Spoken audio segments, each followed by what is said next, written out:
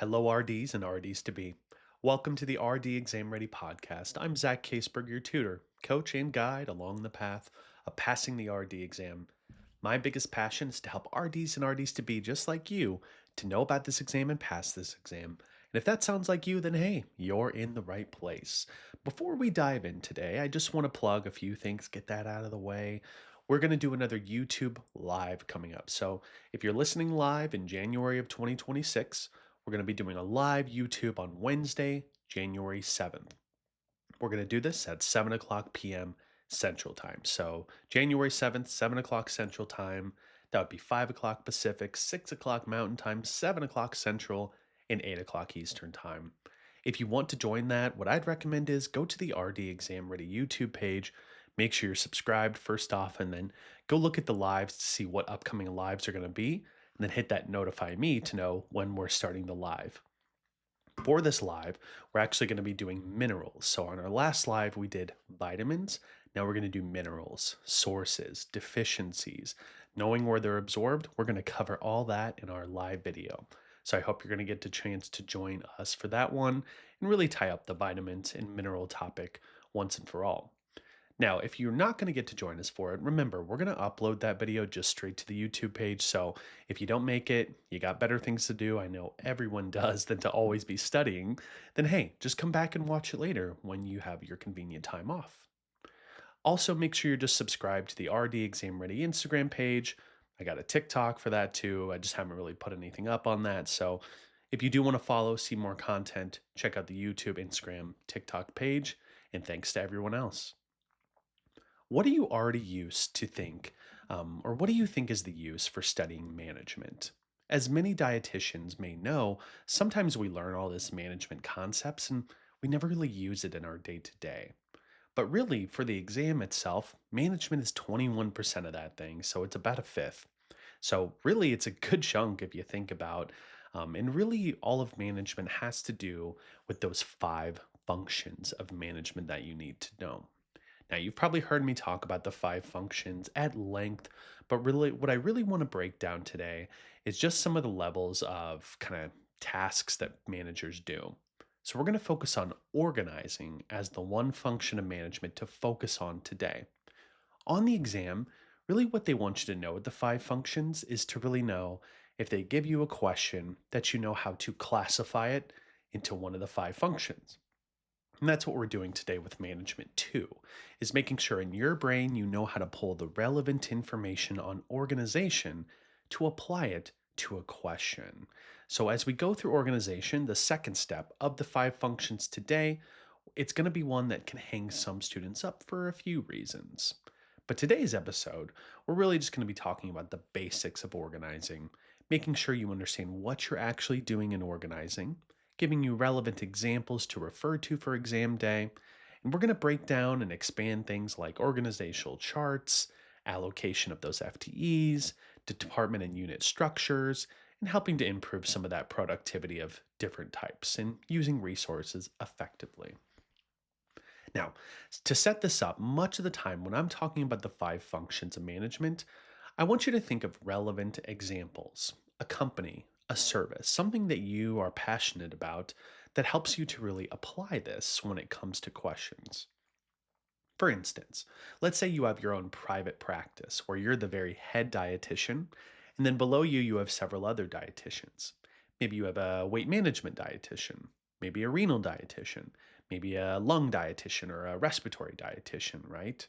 So within those, there's going to be several levels in this private practice. And then the basics of it organizing is what you're doing with your company is you're grouping activities, tasks, and you're delegating the authority. So let's break this down a little more. In organizing, you are sitting down and saying, hey, here's all the tasks that need to be done in my private practice. Here's the production tasks. Here's the human resources tasks.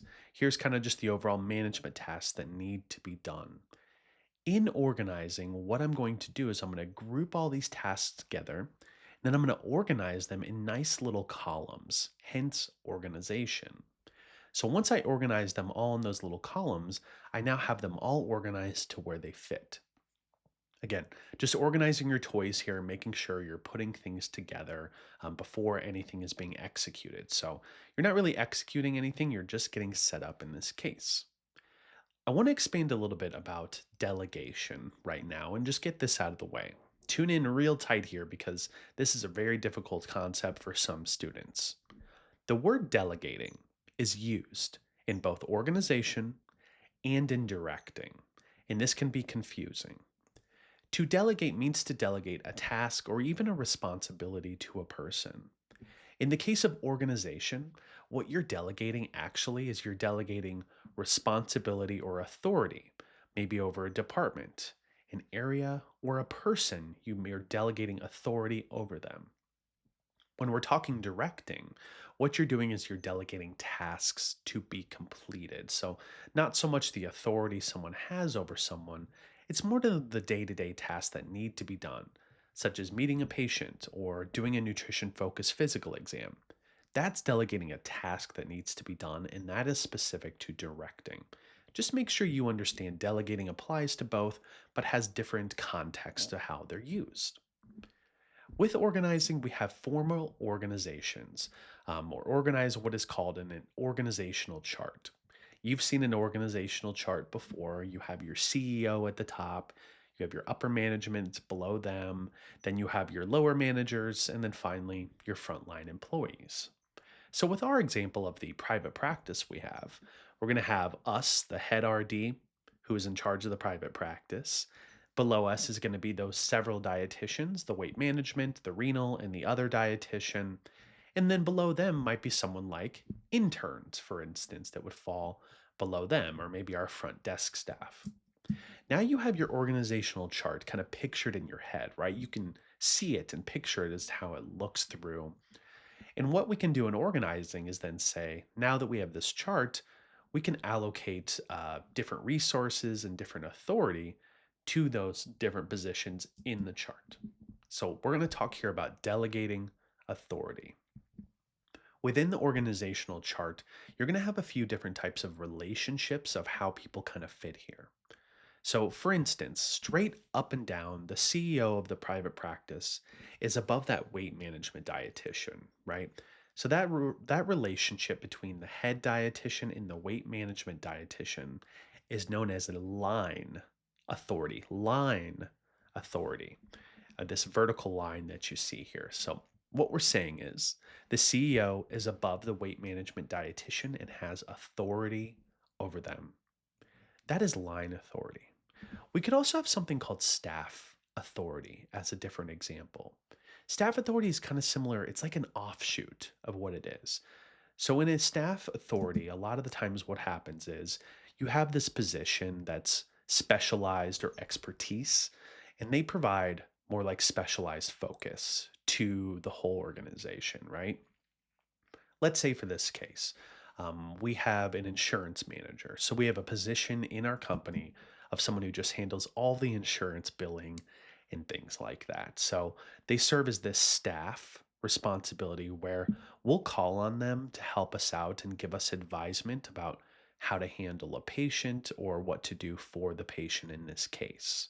But when the weight management dietitian calls upon that staff position, it doesn't mean they have authority over them. That might make sense. So, that insurance manager who comes in who's providing that expertise, they are not above or below the weight management dietitian just because they're being called upon. They serve more as a staff level of authority, kind of like an offshoot. So that's what staff is. You're providing kind of specialized expertise without having a clear line of authority of the person you're kind of working with having authority over you. It's more of a horizontal, more of an advisory position, is what we're seeing here. Now, we need to expand too upon how we divide the labor in the organization and divide it fairly, whether it's going to be horizontally, vertically, or in a matrix format. As we form and divide our labor amongst all of our people, we want to focus on the term synergy. And I want you to make note of what synergy is. Synergy is just that the units or part of an organization act in close relationship with each other, and this helps them to operate more smoothly. So synergy is an all about us kind of working relationship. We're all working on the same goal. So now let's talk a bit more about vertical division of labor, where we're really focusing on those line positions where we're putting upper managers, and lower employees to show that vertical relationship. Make note of this definition here: chain of command. Chain of command is something that has long been used in the military. It's very effective, and there's a couple components within chain of command. Whatever chain of command is, it's just defined as a clear and distinct line of authority within an organization, such as saying that the head dietitian is in charge of the weight management dietitian. That is a clear chain of command where there is one person above the other. Is that understood there? Now, within chain of command, there's a couple of different things that we can expand upon this, right? So within chain of command, there's two concepts we need to be a bit familiar with, two more definitions to add here. Firstly is unity of command, okay? Unity of command is the concept of saying that each employee responds or excuse me, that each employee is responsible to only one manager. So that employee only reports to that one person and no one else. This is nice and helpful. You need chain of command and you need this unity of command because it shows you're getting one message from one manager. And typically, if we have multiple people to respond to, they communicate differently and may give different messages. So, to avoid that, we focus on unity of command as having this one employee only report to one manager. Another concept of chain of command is the scalar principle. It's not that different than unity of command, it's just describing a different element of chain of command. So, in the scalar principle, it's the concept that there is a clear, unbroken line of authority from the bottom to the top. So, this would be the concept that our intern is directly below the weight management dietitian, and then the weight management dietitian is directly below the head dietitian. This is what scalar principle is just showing that there is a clear line of authority all the way to the bottom to the top, and that's how the authority is going to flow, right? Or let me expand on that to say from the top down, that's how the authority always runs. It never goes off of that. Now that we've talked about more of that vertical division of labor, let's talk a bit about how we horizontally divide our labor up. A horizontal division of labor is dividing the work among employees at the same level of an organization. In a horizontal division of labor, we want to look at maybe a lot of the people that are at the same level. So let's take our kind of middle management dietitians here. We have our weight management dietitian, our renal dietitian, our other dietitian here, and they're all at the same level. One effective way that we can use this division of labor is making sure each of those dietitians is cross trained on the other person's job. Okay. Cross training is a very effective way to make sure that everyone understands how to do the other person's job. And it helps people to not get so bored all the time. Because maybe we'll have the weight management dietitian or the renal dietitian, maybe they go out of the office for several weeks. Well, we need to make sure that someone is there to cover them.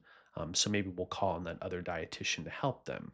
Cross training really helps with this so that we're dividing the labor more horizontally amongst this same group.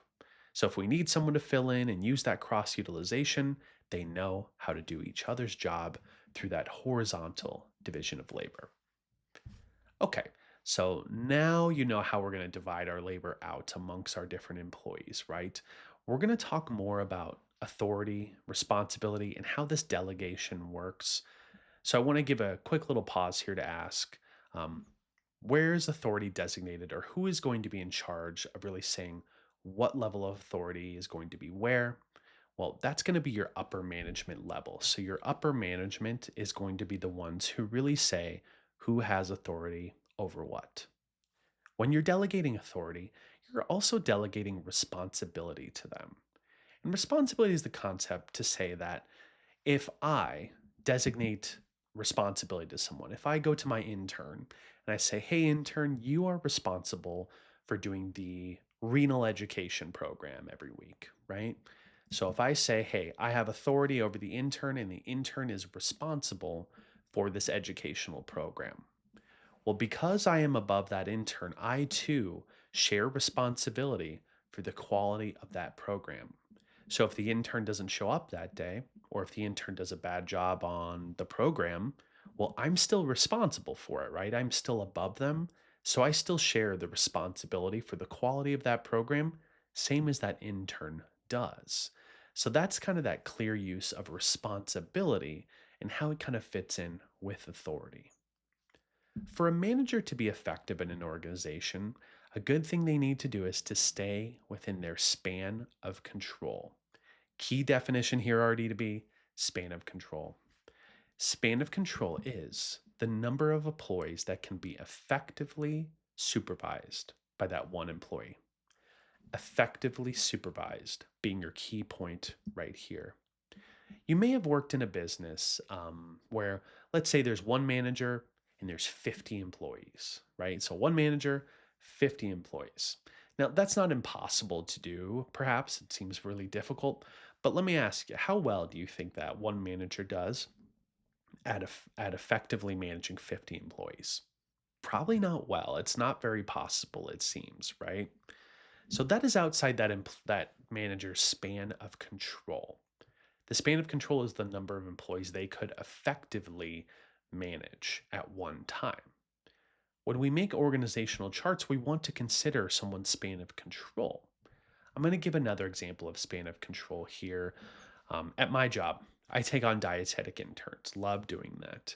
But I can tell you that my span of control is one intern. I can handle one intern at a time, no more.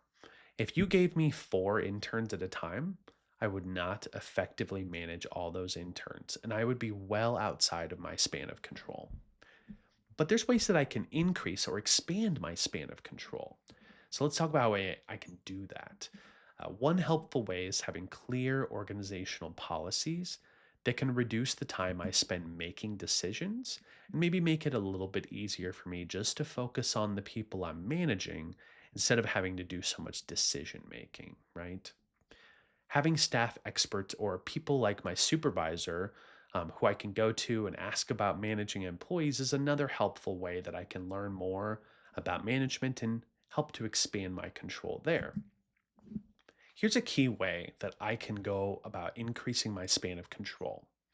It has to do with expertise and competence over the employees that I'm managing. What do I mean by that? Well, let's talk about that one intern. Let's call them Alan. So let's say Alan has been my intern for 6 months. Alan is very well versed in the organization. They know their responsibilities. They show up on time. A lot of the times, I don't have to spend a lot of time managing Alan because they've been with us for over 6 months. And so I don't have to be holding their hand, so to speak, throughout the whole process. They're very competent by this point. Now that I have Alan all trained and competent, I could probably take on one more intern and increase my span of control because one of my employees, Alan, is already so competent and so well managed that I don't have to spend as much time with them. So this is a way you can increase your span of control is making sure your staff are experts, that they are competent. Then you don't have to spend as much time with them and you can increase your span of control. You have the ability to say, okay, I can effectively manage two people because one of them knows what they're doing. And lastly, in terms of span of control, another way we can look at span of control is how the workforce is distributed, how far they are to me. If I have many departments or many employees in many departments that I need to spread myself over, that's going to greatly limit my span of control. An example of this is if I'm a general manager of five Walmarts, let's say those five Walmarts are in five different states. That's going to be very difficult to manage all five of those Walmarts because they're all in far areas, very separate from each other, and I won't get to spend as much time with all of them.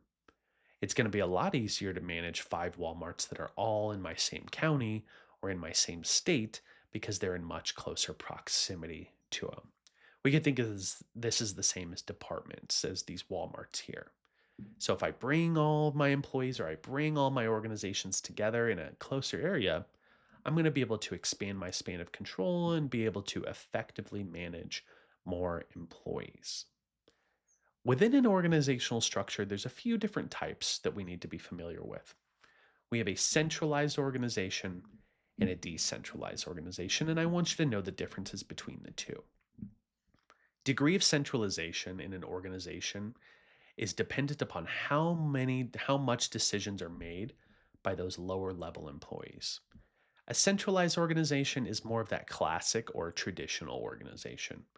Most of the decisions are made at the top, upper levels of management, and very, very, very little decisions are made by those lower level managers.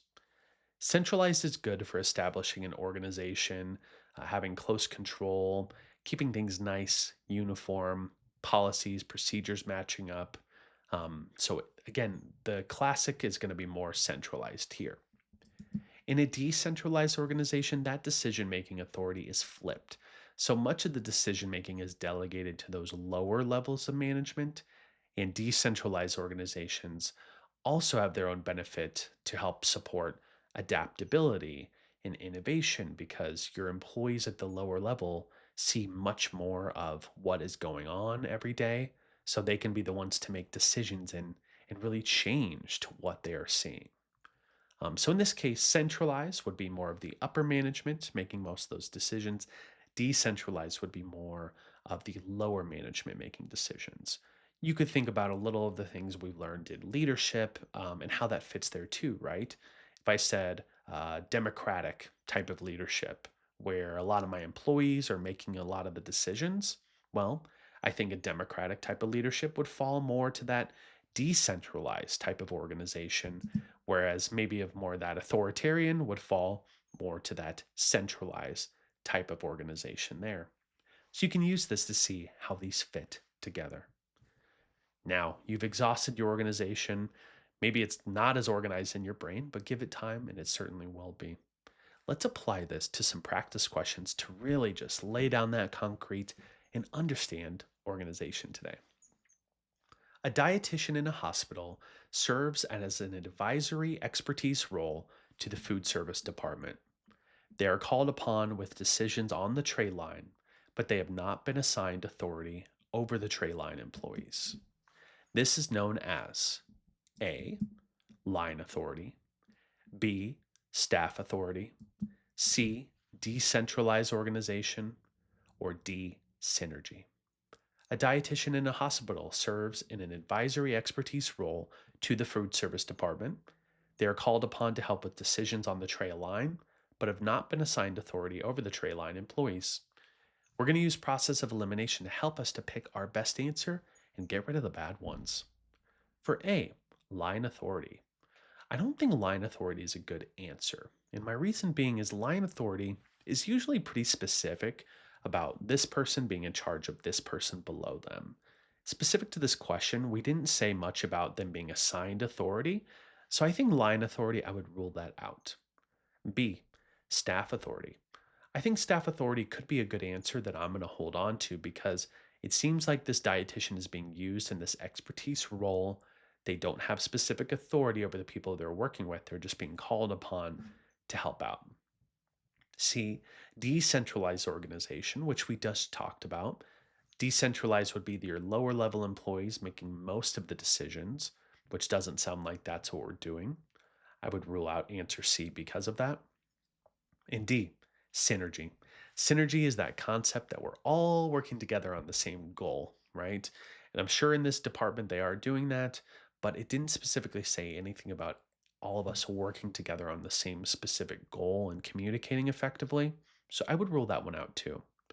My best answer for this one is I would say we would have a staff authority for this dietitian because they're being used in that expertise role in this case. Number two, which of the following ways can a manager expand their span of control? A, moving several employees to a new department while maintaining authority over the employees. B, increasing the complexity of the tasks employees are completing. C, improving training and competence of the current employees under the manager's authority, or D, increasing the amount of time the manager spends on making decisions and completing their work. Which of the following ways can a manager expand their span of control? So I'm going to use process of elimination to see which ones fit and which don't. For A, moving several employees to a new department while maintaining authority over them. Well, I want to ask you, RD, to be keep it or get rid of it. What does it feel like to you, just in your gut? My thought is I want to get rid of it. I feel like the more I take an employee in my department and push them to another department, but I'm still in charge of them, I feel like that's not going to help my span of control because it's similar to the Walmart example where if my Walmart that I'm managing is several states away, well, they're far away. They're going to be hard to manage when they're that far away. So I don't think A is a good answer to help improve my span of control. I think it would limit it and make it smaller. B, increasing the complexity of the tasks employees are completing. Hmm. Now, I think if we did this, I think I would need to provide more oversight. I think I would need to provide more help to those employees if they had really more complex tasks. I don't think this would help improve my span of control either because these employees are then going to need even more help with their jobs, and I'm not going to be able to take on as many employees effectively. I would rule out B because of that. C, improving training and competence of the current employees under the manager's authority. This seems like a great answer. If I get my employees more competent, more better at doing their jobs, then I can maybe take on more other employees because the ones I currently have are so good at what they're doing, I don't have to really provide that much oversight. I like C. D, increasing the amount of time the manager spends on making decisions and completing their work. Well, no, this is not going to be a good answer. We do not want them to increase the amount of time making decisions. We'd rather decrease the amount of time so they can focus on the employees they're managing. I would say my best answer would be C, improving training and competence of the current employees under the manager's authority. Number 3, the concept of an employee only reporting to one manager regarding direction in their position is known as A, unity of command, B, scalar principle, C, downward communication, or D, delegation of authority. The concept of an employee only reporting to one manager regarding direction in their position is known as A, B, C, or D.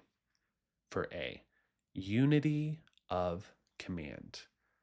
I think this is a good answer. Unity of command is under that concept of chain of command, right? Which shows that one to one we talked about, where there's one manager to one employee. I'd like to hold on to A, but see what these other answers look like. B, the scalar principle. Well, what was the scalar principle all about, folks? Did it fit really well to this one on one? It fit with chain of command, but I don't think it's too specific to one employee to one manager. I think it was more under the concept of showing that there is line authority throughout your whole organization. I don't think B is my best answer, but I'll hold on to it. C, downward communication, where the upper manager is giving communication downward to lower employees. This doesn't seem like we're talking about whatever we're saying in our question here. It doesn't seem like this one to one thing. It just sounds like a concept of downward communication. And D, delegation of authority. It does not sound like we're doing delegation of authority in this question, so I would rule that out. So for me, the concept of an employee reporting to only one manager regarding direction in their position is specific to unity of command, or answer A. That wraps up today's lesson, students. I hope you watched, listened, learned, and enjoyed today's show. Remember, passing this exam is a journey. We all need assistance along the way. Do yourself, do me a favor, hit the subscribe button, tell other studying students, rate, review, comment, let me know how you like things. If you don't like things, you won't hurt my feelings too much. And as always, remember, happy studying to you, RD to be.